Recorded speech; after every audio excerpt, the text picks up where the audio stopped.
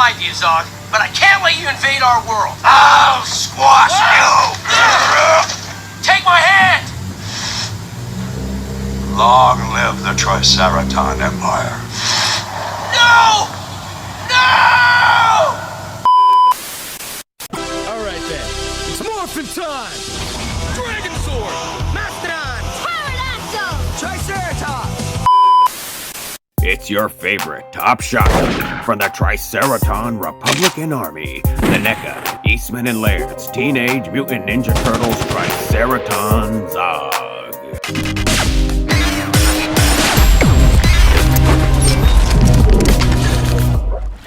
Hey, what's up guys, and welcome back to Fig Noon's Figures. It's your guy Fig Noon, and we're back today with another figure review. Today it's the Neca, Eastman and Laird's Teenage Mutant Ninja Turtles Triceraton ZOG. And of course this guy's based off his appearance in the comic books, right? He was zapped to Earth, he couldn't stand the Earth's atmospheric pressure and the smog and the stuff we got going on. It started to mess with his brain, you know? Of course he's an ally to the Teenage Mutant Ninja Turtles, but I mean, when your brain's deteriorating, things aren't always as they appear.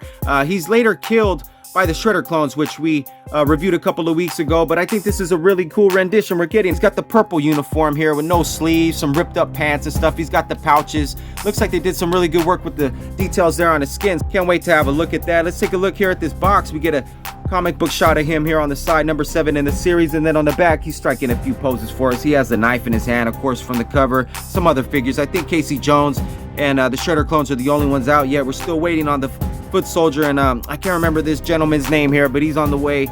There's that comic book cover shot that we get. That's really awesome.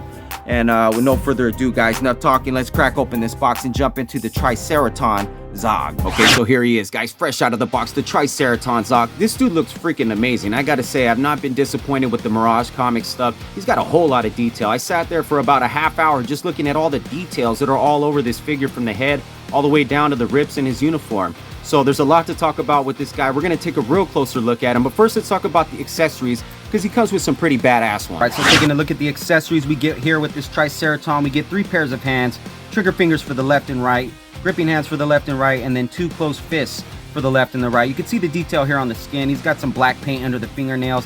Keep in mind, this guy's living in the sewers, all right? So this looks pretty accurate. Then for the weapons, we get his blaster that he was pictured with on the front of the cover of that comic book, Return to New York, Book 2. And it's even got some little details here on it, which I like, just to accent the whole look. Some blue paint there on the handle. You get this like soft rubbery strap.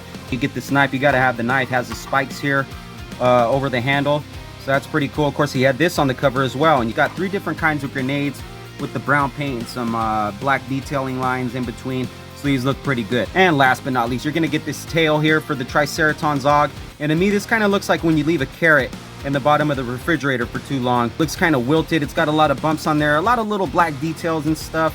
This looks kind of crazy. Looks like even here at the end he has like a little nub coming out. So yeah, this looks kind of rotten, but I'm liking the way this looks. It's a big tail though. We're gonna throw it on him here in a second. Okay, so here he is. Let's take a real close look at this guy, starting up at the dome piece. Here at this thing, I don't even know what you would call it. I'm just gonna say this is like his fin. It's got a lot of cuts in here, you can see, and like I talked about with the skin, everything's molded in there. It feels really good. It looks like the Grand Canyon here on the top of his head.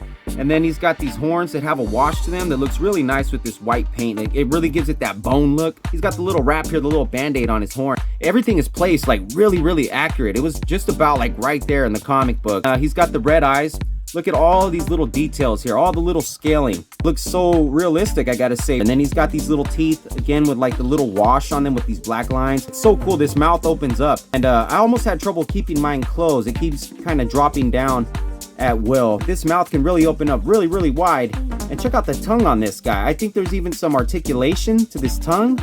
You can move the tongue up, you can move the tongue down. That's kind of freaky, Neca. I guess I appreciate that. I don't know how much that's gonna come in handy, but anyways, I mean, if you're a tongue lover, it's here for you. Inside of the mouth has even some detailing there you could see, as well as in the top of the mouth. So this looks excellent. This is really good. This is a cool head sculpt. We didn't get 2, but why would you need 2 if you have the open mouth and the closed mouth look? You know, it's like you get 2 in 1. Here with the uniform, he's got the triangle here on it with the purple paint.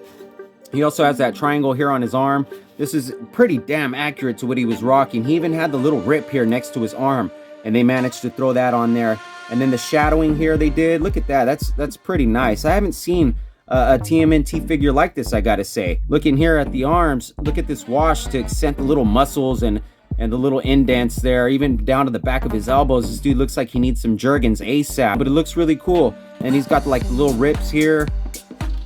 Oh man, this looks cool. Everything down, even this rip was there in the comic books. The pouches look very accurate. You get like a soft rubbery strap here, but it is molded to the body, so that's not going anywhere. It's got another pouch here, some more rips down here at the pants. Down here at the feet, you get some more these like bumps and stuff. This guy's feet are looking really gnarly. He's stomping around in the sewers. You know, I forgot to mention, you know, he's hiding in the sewers. You know, he bumps into Raphael. He bumps into a foot soldier. He kidnaps both of them. He starts going many, and Raphael playing some mind games with this guy to get him to lead him to the Foot Clan lair, and that's when he's murdered by the Shredder clones. He gets his tail here, which comes off pretty easy. It's got a hinge there, and you would just insert it here into the back of the figure, and it does fully rotate, so depending on wherever you want to move it, it comes in handy even standing this guy up a little bit if you're trying to get him to stand on one leg. A really impressive figure. Really like the paint. Everything here on the costume is accurate. We get some nice rips, bone look here on these horns. Let's go ahead and talk a little bit about the articulation here on this TRICERATON ZOG. Okay, let's talk about the articulation here on this ZOG, right? The head can go back about that much. Head can go down about that much. You get some good tilt though. Head can do a full 360, even though he's got that big fin thing. I'm just calling it a fin. And then the mouth can open up about, wow, look at that. You really open up that mouth if you want. I think you could even go bigger than that. Wowza. And then you get the tongue articulation here, which is really interesting. I would imagine that he's pretty popular with the TRICERATON ladies back on his home planet. And then the arms go up about that high. Then you get a swivel here at the bicep. Mine's really tight. The arms don't really move. It's really high on the hinge. You get a single hinge here at the elbow. It doesn't go up too high because you got these like ripped up sleeve things here on his forearm, but you do get a hinge here at the wrist. You got some swivel 360 action there. The diaphragm joint here, he's on a ball joint, so you can go fully to the side. You know, he goes back and forth pretty good for a big guy, and he's got a little bit of that side to side motion there too. Legs can go out about this far. Wow, this is a good splits for a big guy. And the legs go up about that high, and they go up about this high in the back. Not too much bend here at the knee. He's got a single joint. The legs are really thick and chunky, so they don't really go up too high, but you do get the hinge here with some rocker peg hole there down at the bottom because you might need that. And then of course the tail here has some articulation as well. Comes on a hinge right here with the little ball joint for your spinning pleasure.